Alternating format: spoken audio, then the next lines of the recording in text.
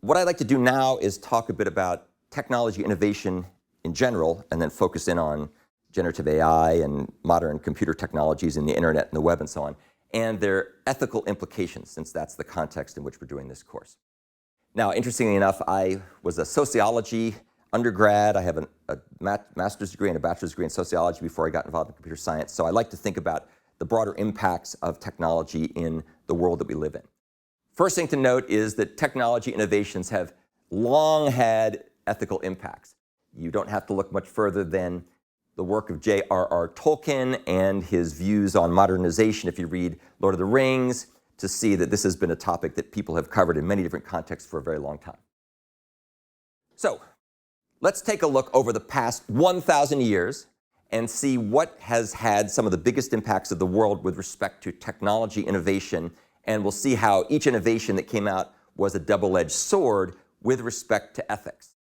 So good place to start, 15th century, Gutenberg invents the printing press, which has all kinds of wonderful consequences. Information was able to be disseminated much more broadly. You didn't have to rely on little stables of monks doing writing with a quill pen and illuminations, which of course were very creative, but not many people had the opportunity to do that. So it sort of democratized the ability to communicate and provide information and disseminate information. That sounds like a good thing.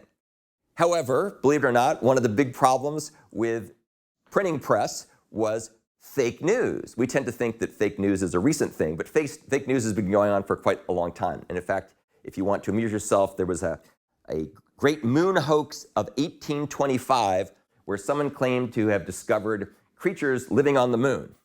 And so they were able to disseminate that far and wide through the influence of printing and quote, mass media back in those days, which was largely black and white printed material. So this information got out and people got all worked up and thought, the little green men on Mars were going to come down and invade and so on. Other problems, or opportunities, depending on your perspective of this, is the ability to spread ideas that had great disruption on social order. So if you're a student of history, and especially a student of modern technology innovation and the Industrial Revolution and what spurred it, one of the things that happened was the Protestant Reformation, which was largely disseminated through the printing press. This is good old Martin Luther nailing his 95 theses to the wall, and I think it was the Wittenberg Church. And they were able to get the word out again through the ability to print and disseminate the information. So we'll leave it as a discussion for the theology department and the historical department, what the consequences of the Protestant Reformation was. But needless to say, it disrupted the social order quite a bit. Let's flash forward a couple hundred years. The influence and the invention of the steam engine. Wow, that was like one of the key events that people used to herald in the Industrial Revolution, the ability to power things through steam as opposed to by hand or ox cart or horses or whatever else they were using up to that point.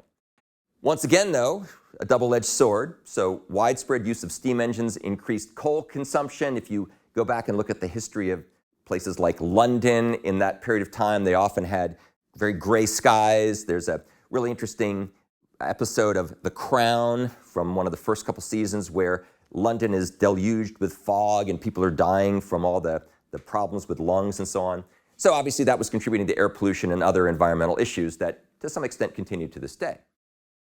There was also other issues which we should be aware of, given where we are, is the unprecedented unleashing of economic growth. However, not everybody benefited equally. So some people, the robber barons, like our good namesake Cornelius Vanderbilt, the Commodore, ended up becoming incredibly wealthy.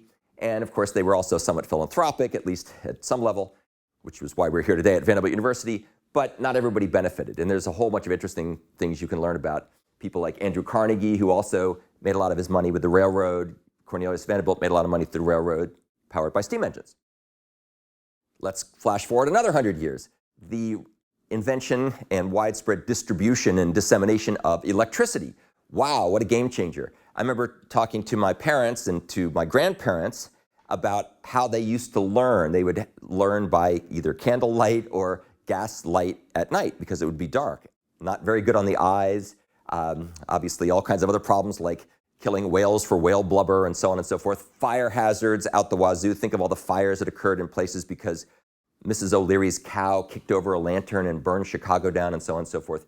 So the point is electricity had lots of great things to replace the use of open flame as a lighting source, but it also has some downsides.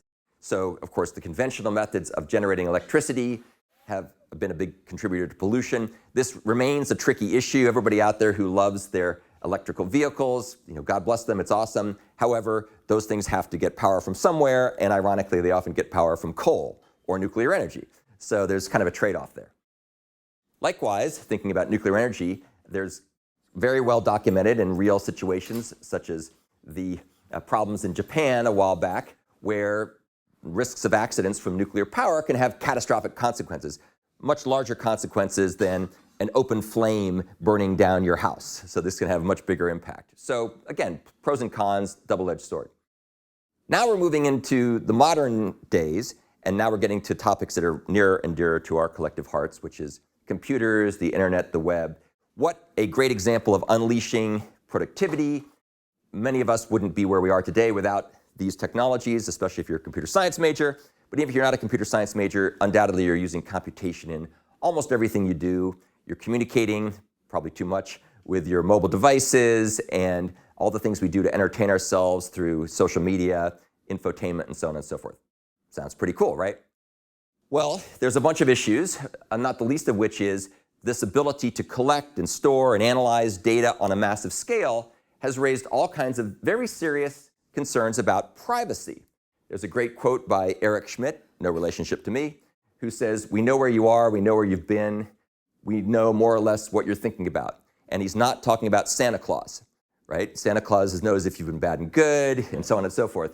But Google has an amazing amount of information about you, as do other companies that collect data, TikTok and so on. And that raises a lot of very significant issues. And you can take a look here. I wrote a well-cited article about 5 years ago that talks about Google data collection.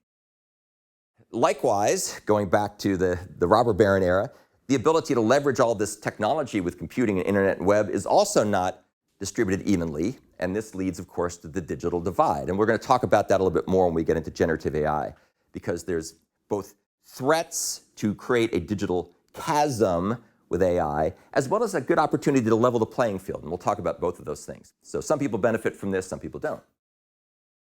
Another big problem, fake news in the current day as opposed to fake news with the Gutenberg printing press. The internet has never made it easier, the internet has made it easier than ever to disseminate false information.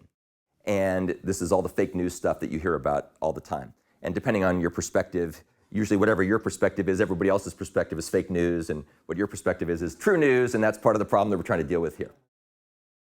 But now we're getting to the fun part, generative AI and something I call AI plus, which we'll talk more about. That's augmented intelligence as opposed to artificial intelligence. So in many ways, this is really cool. There's all kinds of interesting things we can do. We can generate art, we can generate music, we can be more productive, we can write our computer programs more effectively, we can learn things we never had a chance to learn as quickly and accurately sometimes as we did before. But once again, there are trade-offs. So one of the problems is you can produce very realistic looking content that is actually not who it appears to be. And if you really want to amuse yourself, again, this is my guilty pleasure, there's a comedian named Brian Monarch who has a whole website of deep fakes, largely of Arnold Schwarzenegger being superimposed facially and vocally into all kinds of other movies. So there's a great one where Arnold Schwarzenegger is Sally from When Harry Met Sally, and Arnold Schwarzenegger is Elaine from Seinfeld, and it just goes on and on and on. It's really funny.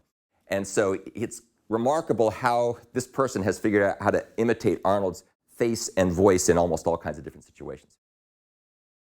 The other issue, of course, that we wrestle with, and this gets into some ethical issues, we can create art, we can create music, we can create text based on stuff we train on, but that has very interesting implications and questions about intellectual property and copyright and so on. And I can guarantee you a lot of people in the not-too-distant future are going to make an enormous amount of money litigating these issues in court. And I've already started reading some of the briefs. Obviously, the AI titans are saying, hey, this is all fair use, and people whose information is being trained upon are saying, no, no, no, no, it's our intellectual property. So this is going to come down to a lot of very well funded lawsuits to see what is and is not going to be allowed. It's interesting, by the way, some countries, most notably Japan, have decreed that copyrighted material is no longer covered by copyright if it's used for training models, which I thought was very interesting. So another tricky issue, which is part of what we're doing here at Vanderbilt, is wrestling with, is as generative AI becomes ever more capable, will it start to put people out of work? And there's a lot of legitimate concern about this, especially in certain fields. Remember the writers' strike and the actors' guild strike for the past couple of months that I think is, some of it's winding down, hopefully, some of it's probably still going on. And it will be a problem for a long time because people feel threatened that what they do is going to be commoditized or displaced through AI. I'll talk a bit more about that later, but just a quick observation from a programming point of view. Ever since the middle to late 1950s, people have been worrying that advances in computing technology will put programmers out of work. So back in the day when everybody used to program in assembly code and machine language, when the first compilers came along, like Fortran and COBOL, everybody said, oh, that's it. Everybody's out of a job. Anyone can write code. We can have the CEO write code in Fortran, like that's going to happen. And all the problems will go away. Everybody's going to get fired. We won't have anybody else to need to do any work because it'll all be done by people who know how to use these language tools. What actually happened was exactly the opposite. More technology jobs have been created every time the technology base rises a level or two. And the reason for that is more people can participate in creating interesting technologies because they can program at a higher level that's closer to the way we think, not the way machines compute. And there's more demand for new things. So that's something to keep in the back of your mind. It isn't necessarily putting everybody out of a job. It's maybe putting some people out of a job until they can retrain themselves to do the thing at the next level. All right, so that's a quick overview of some ethical implications of technology. The key point here is this is not a new issue. This has been going on forever, literally, certainly in our lifetime and well before that for hundreds of years. It's just perhaps the pace is rapidly accelerating and the ability for people to get all worked up about things has also increased dramatically because of the rise of social media.